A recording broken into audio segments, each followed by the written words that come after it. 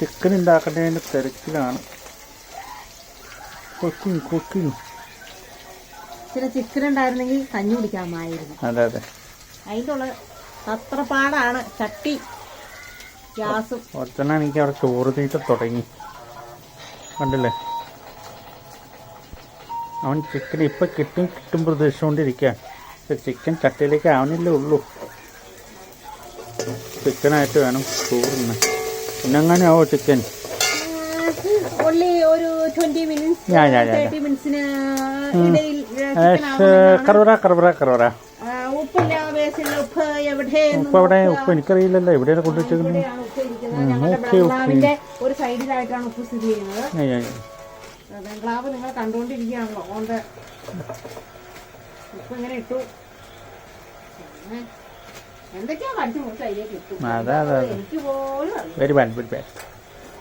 അപ്പോൾ നമുക്ക് ചിക്കൻ ചോറിട്ടൊക്കെ വരാം.